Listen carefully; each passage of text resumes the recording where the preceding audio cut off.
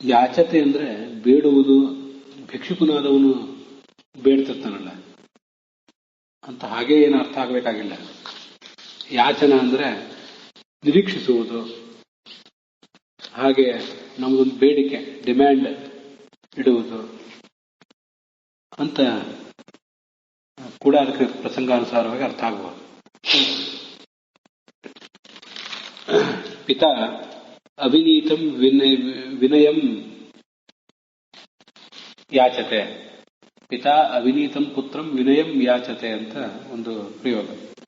ಇದು ಅಕಥಿತಂಚ ಅನ್ನುವ ಸೂತ್ರದಲ್ಲಿ ಬರುವಂತಹ ಒಂದು ಉದಾಹರಣಾ ಪ್ರಯೋಗ ಇದು. ಮಗ ಅವಿನೀತನಾಗಿದ್ದಾನೆ, ಅಂತಹ ಅವಿನೀತನಾದಂತಹ ಮಗನಿಂದ ವಿನಯವನ್ನ ನಿರೀಕ್ಷಿಸ್ತಾ ಇದ್ದಾನೆ ಅಂತ ಇಲ್ಲಿ ಅರ್ಥ.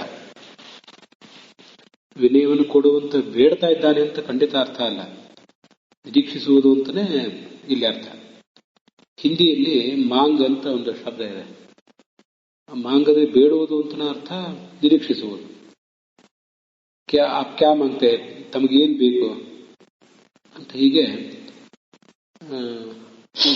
ತಾವೇನನ್ನು ನಿರೀಕ್ಷಿಸ್ತಾ ಇದ್ದೀರಿ, ತಾವೇನನ್ನು ಕೇಳ್ತಾ ಇದ್ದೀರಿ ಅಂತನ್ನೋ ಅರ್ಥದಲ್ಲಿ ಮಾಂಗನ್ನು ಬಳಕೆ ಮಾಡುವುದು ಜಗತ್ತಿನಲ್ಲಿ ಎಲ್ಲ ಕಡೆ, ಈ ಹಿಂದಿ ಭಾಷೆಯ ಜಗತ್ತಿನಲ್ಲೆಲ್ಲ ಕಡೆ ಕಂಡು ಬಂದೇ ಬರ್ತದೆ.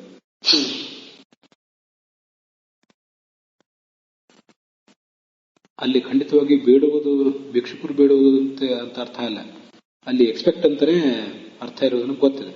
ಹಾಗೆ